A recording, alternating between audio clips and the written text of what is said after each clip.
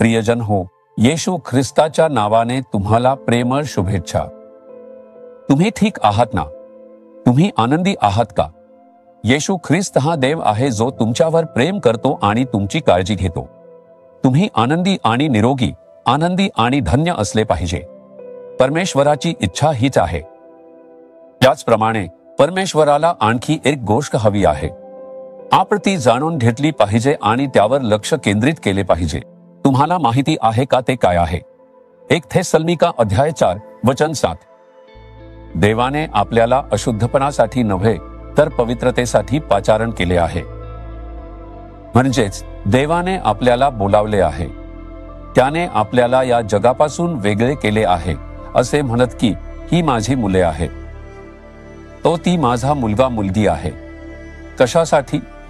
आपल्या मनाप्रमाणे पापात जगू नये। त्याने आपल्याला अशुद्धतेसाठी नाही तर पवित्रतेसाठी बोलावले आहे।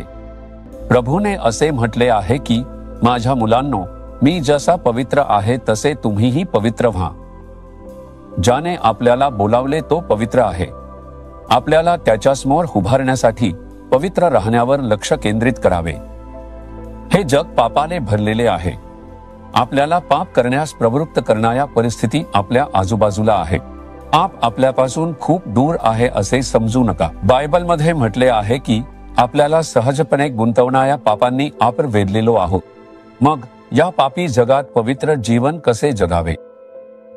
सर्वजण लाच घेत असताना मी जर लाच घेत नाही तर ते माझी थट्टा करतात। जग पापात असल्यामुळे ते असंच बोलेल। जे पाप करत नाहीत त्यांना ते वेडे म्हणतील। पण तुम्ही प्रभू काय म्हणतो यावर लक्ष केंद्रित केले पाहिजे। इतर सगळे जरी तसे करत असले तरी मी लाचखोरीत सामील होणार नाही, हीच तुमची पवित्रता आहे। त्याचप्रमाणे ते म्हणतील की भेसळ केल्याशिवाय चांगला नफा मिळू शकत नाही। पण तुम्ही म्हणायला हवं, इतर सगळे जरी करत असले तरी मी हे करणार नाही। हेच म्हणजे तुमच्या व्यवसायातही पवित्र राहणं। मी माझ्या कामात अन्याय करणार नाही। मी अधिकार योग्य वापरेन, गैरवापर करणार नाही। हीच तुमची पवित्रता। पवित्रतेबद्दल बोलताना बरेच लोक वेगळ्या प्रकारे विचार करतात। मी हे किंवा ते पाहणार नाही, मी हे किंवा ते करणार नाही। नाही, माहित आहे का पवित्रतेचं मापदंड काय आहे? बायबल। प्रभूने आपल्याला असं जगावं म्हणून लिहून दिलं आहे। ते वाचून त्यानुसार जगण्याचा निश्चय केला की झालं। हीच खरी पवित्रता आहे। शास्त्रानुसार जगणं। आपल्याला फक्त तेच करायला बोलावलं आहे। प्रभूने आपल्यासाठी लिहून दिलं आहे। कुटुंबात पवित्रता म्हणजे काय माहित आहे का? पत्नीने आपल्या पतीचे ऐकावे असे प्रभूने लिहून दिले आहे। पतीचे ऐकणे हे पत्नीचे पावित्र्य आहे। पतींनी पत्नीवर प्रेम करावे। त्यांच्याबद्दल कटुता किंवा द्वेष बाळगू नये। प्रभूने घटस्फोट घेऊ नका असे सांगितले आहे। त्यांनी त्या गोष्टीत निष्ठावान राहिले तर तेच त्यांचे पावित्र्य ठरते। मुलांनी आपल्या पालकांचे ऐकावे असे प्रभूने आज्ञा दिली आहे। जर तुम्ही ऐकत नाही आणि म्हणता की मी असाच राहणार आणि हे किंवा ते करणार, तर ते तुमच्या पवित्रतेकडे नेत नाही। तुम्ही शास्त्रानुसार तुमच्या पालकांचे ऐकले पाहिजे। सर्व काही असंच आहे। बायबलमध्ये देवाच्या सेवक, पोलीस, शासकीय अधिकारी, राजकारणी यांच्याबद्दल कसा असावा हे सांगितले आहे। प्रत्येकाबद्दल सर्व काही बायबलमध्ये लिहिले आहे। जेव्हा आपण शास्त्रानुसार जगण्याचा संकल्प करतो तेव्हाच तीच आपली पवित्रता होते। आपल्याला यासाठीच बोलावले आहे।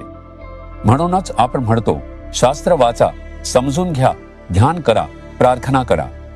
देवाचे वचन आपल्या आयुष्यात पवित्रता आणते। आपण बायबल वाचत राहिलो आणि प्रार्थना करत राहिलो तर आपल्याला कळतही नाही आणि आपल्यात एक पवित्रता निर्माण होते। आपण बायबलमध्ये पाहतो की प्रभू आपल्याला आपल्या वचनाने पवित्र करतो।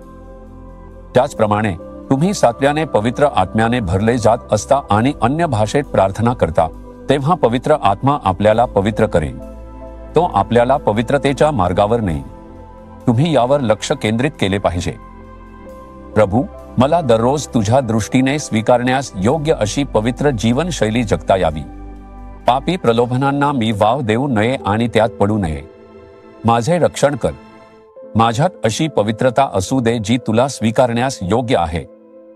आपण दररोज त्यासाठी प्रार्थना केली पाहिजे आणि पवित्रतेची मानसिकता ठेवली पाहिजे, तसेच पवित्रतेची जाणीव ठेवली पाहिजे। जर तुम्ही असे जगलात तर तुम्ही केवळ शांततेने, आनंदाने, विश्रांतीने आणि आशीर्वादाने जगणार नाही, तर येशू येईल तेव्हा तुम्ही त्याच्या राज्यातही दिसाल. जो पवित्र नाही तो त्याला पाहू शकत नाही. पवित्रतेत जगण्याचा संकल्प करा. पवित्र जीवन जगण्याचा संकल्प करा. मग प्रभू तुम्हाला पवित्रतेत जगण्यासाठी कृपा देईल. पवित्र देवाला भेटण्यासाठी स्वतःला तयार करा. तुम्ही म्हणाल का, येशू, मी या शास्त्रानुसार जगण्याचा संकल्प करतो.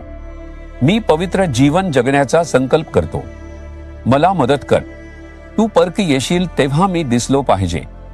त्यासाठी माझ्यात आवश्यक असलेली पवित्रता आढळावी म्हणून मी स्वतःला समर्पित करतो. मला कृपा दे. येशूच्या नावाने आमेन. आमेन. जीसस रिडीम्ड मराठी ह्या YouTube चॅनेलला सबस्क्राईब करा. सबस्क्राईब बटनावर क्लिक करा आणि बेल चिन्हावरही क्लिक करा. दररोजच्या नवीन कार्यक्रमांची माहिती मिळवा.